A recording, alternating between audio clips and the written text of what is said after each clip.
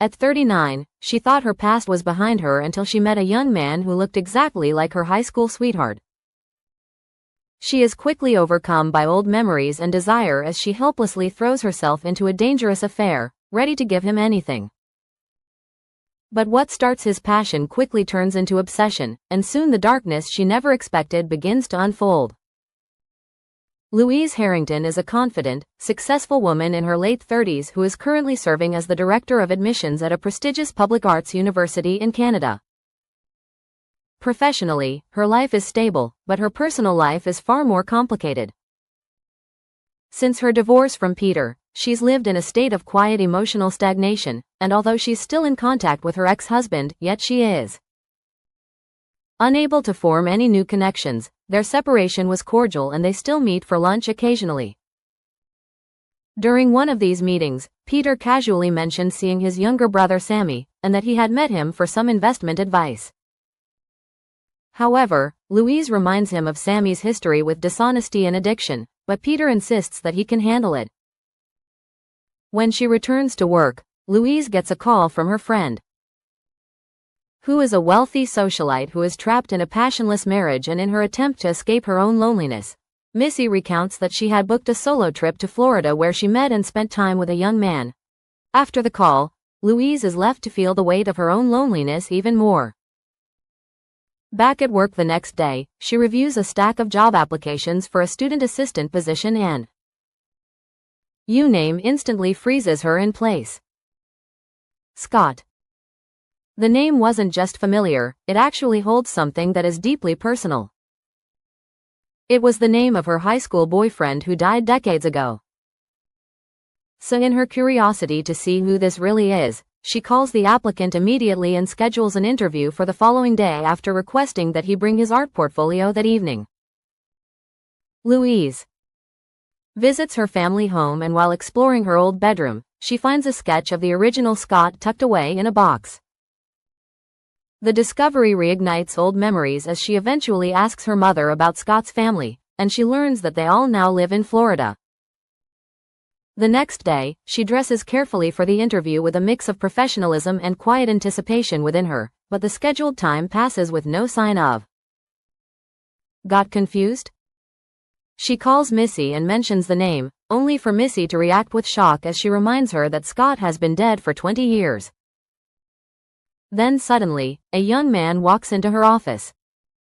When he introduces himself as Scott, Louise immediately notices his striking resemblance to her late boyfriend. Then he hands over his portfolio filled with art that matches her own tastes perfectly. And Louise tries to maintain a professional demeanor inside her. She's unsettled by the uncanny resemblance and their shared artistic preferences, and when they talk, the atmosphere grows more charged. However, they are interrupted when Peter unexpectedly arrives and invites Louise to dinner, but she quickly declines Peter's invitation, claiming that she's busy at that moment. Scott excuses himself, but Louise, still unable to shake her curiosity, quickly rushes after him and eventually suggests that they continue their conversation elsewhere. In the end, the two found themselves at Louise's apartment. Inside, the atmosphere becomes tense once more, and when Louise offers him wine, her nervousness is evident. Even though Scott remains calm, their discussion soon returns to art. However, the dynamic shifts when Scott asks she's ever posed for a sketch before. Louise admits she has done it once. However, Scott proposes doing it again, this time for him. Flattered and caught in the moment, Louise agrees.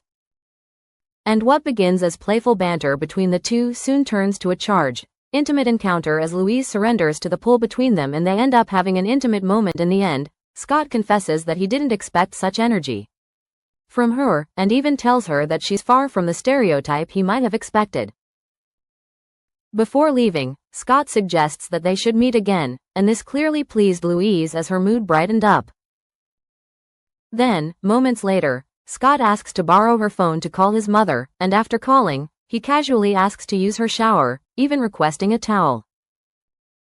Although Louise finds his unguarded behavior slightly reckless, she considered it Strangely appealing. The following day, Louise receives another call from Missy, who is still living without restraint, and tells her about her latest romantic escapades. She even encourages Louise to follow her lead, but Louise decides to keep her connection with Scott private as she insists that she's focused on her work. Later on that day, Louise visits Peter's art class, and the very moment he sees her, he notices a change in her. He tells her that it is like a glow, suggesting that something or someone has brought new excitement into her life. They share a familiar conversation with the remnants of their old chemistry lingering, and she ends up inviting him to her apartment for drinks. Once there, Peter reveals a painful truth to her as he confesses that he has been battling a long-standing addiction to sex and that he has been with over 1,000 people, including some Louise never imagined her own brother Sammy. The revelation shocks her deeply as she tells him that although she had believed their marriage suffered from a lack of intimacy, she never realized that it was never absent. It was only misdirected. When Peter insists he never wanted to hurt her and that his compulsion was a struggle beyond his control, Louise, who is still devastated by the revelation, asks him to leave. Days pass and the heaviness of that conversation lingers in her head. Then Scott visits her one day, and he notices that she looks emotionally drained. That is when she confides in him that Peter has deeply hurt her, though she spares him the full details. Scott, wanting to comfort her, assures her he would never treat her that way, and in a moment of reassurance, he admits that he's falling in love with her Louise, who is still vulnerable. And longing for something hopeful allows herself to believe him. Later on that night, Scott takes Louise out for dinner as he tries to use his attentive, playful and relentless charm to reassure her that he would do anything to see her happy again. In the middle of the meal, their chemistry takes over and they share a kiss. However, the moment is interrupted when Scott's friend Ricky walks over and casually mentions how Scott had abruptly disappeared from another woman's life just 2 weeks earlier. Although Louise gives him a questioning look, he maintains his composure as he quietly steers the conversation away from the subject. Then he takes her to a more private part of the room, where he begins speaking intensely about his feelings for her, revealing that he has read extensively about her life and somehow even knows intricate details about Missy. This knowledge about her felt too close to comfort for Louise as she starts to wonder how Scott knew about her friend. Her mind immediately starts piecing things together as she recalls how Missy had mentioned her recent involvement with a younger man. But Scott quickly dismisses her worries as he reassures her that his interest in Missy is purely connected to his own obsession with Louise. But even at this piece of information starts to worry her. However, when they return to her apartment, her demeanor shifts to a bold one as she asks him to look at the mirror, telling him to take in his reflection to remember the strength and beauty of his youth, knowing it will inevitably fade just as love sometimes does. She then places a tie around his neck as she tries to dress him into the image of the man she once wished Peter had become. For a moment, Scott appears moved, but instead of reciprocating her sentiment, he admits he feels unworthy and undeserving of her, and although this moment of reflection stings them both, they eventually end up together again that night. But by morning, Scott is gone. He didn't leave any note or message for her, he simply vanished. This sudden disappearance breaks Louise and she goes to her mother's house once more, with the pain unlocking a familiar vulnerability, and she voices the belief that she can no longer trust men. Not Peter, not Scott, and not even her own brother. Eventually, she becomes determined to get answers to her questions, and she confronts Sammy about his past with Peter. He responds bluntly as he claims that her absence in his life drove him to seek comfort elsewhere and that he had become an emotional outlet for Peter. Then he turns the criticism back on her, accusing her of chasing unrealistic fantasies while life passes. That is when he referred to Missy as someone who is living unapologetically in the present, and that he knows that she's currently been involved with a younger man at a nearby hotel. The implication ignites Louise's suspicion once more as she asks Sammy for the hotel's location. She then rushes there to confront Missy directly. She demands to know where Scott is, but Missy remains composed and even offers a detached remark about So age gaps mixed with heightened emotions can lead to messy situations. Louise, unwilling to hear her rationalizations, accuses her of being with Scott. That is when Missy clarifies that her younger companion was actually Ricky. But then she casually adds that Scott had once sketched a portrait of her without clothes. The comment lands heavily on Louise, and she is deeply disappointed. And on her way home, Louise unexpectedly crossed paths with Scott. The anger she has been holding back spills over and she confronts him, demanding complete honesty, but Scott urges her to remain calm as he tells her that it would be better to resolve their differences in a conversation. That is when Louise tells him everything about her high school boyfriend who looked exactly like him, about the sketch she kept for years, the heartbreak she never recovered from, and how his uncanny resemblance had drawn her in. Scott listens quietly before telling her that she needs to let go of the past. His words hit her like a dismissal, and Louise reacts sharply as she starts accusing him of brushing aside her pain and reducing her experiences to emotional baggage. In response, Scott's expression turns cold, unwilling to engage further with her, and he decides to walk away, back at her apartment. She finds Peter waiting for her.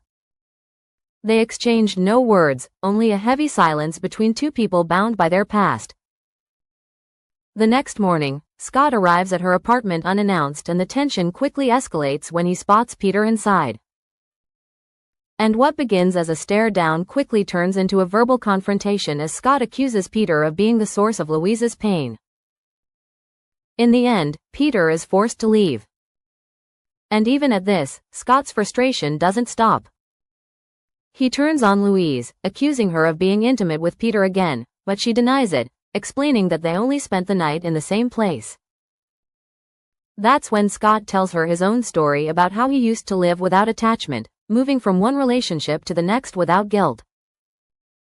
Meeting her had disrupted that pattern, forcing him to reflect on himself. Love. On purpose, and although falling for someone older had never been part of his plans, seeing Peter in her apartment made him feel replaced. Then, just before he leaves, he tells her that he's been sleeping with Missy.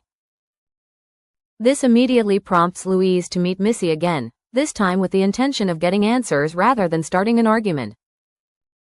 Missy doesn't hold back as she tells her that Scott isn't coming back and even if he did, it would be for her. She then cuts deeper as she recalls their school days, claiming she always took the lead in relationships while Louise remained in the background, even in the case of Scott before his tragic passing. Then, in the heat of the moment, Missy finally admits that she is the one who had orchestrated the entire situation, from introducing Scott to fueling Louise's jealousy. She had chosen Scott precisely because he reminded her of Louise's boyfriend, hoping it would jolt her out of all the years of emotional loneliness. But then the plan had shifted when Scott developed genuine feelings and the entire scheme went beyond her control. This heart-to-heart chat eventually sparks a change in Louise as she begins to focus more on herself, exercising, organizing her life, and finally closing the door on Peter for good. And when she goes to tell him that their chapter is officially over, he accepts her decision without any comment, and days later Louise attends an art exhibition to see Scott's raw work on display. Eventually Scott got the job to work at the university, and after he gets the letter, he thanks Louise for her part in making it happen, but she only tells him that he had made this achievement purely on merit.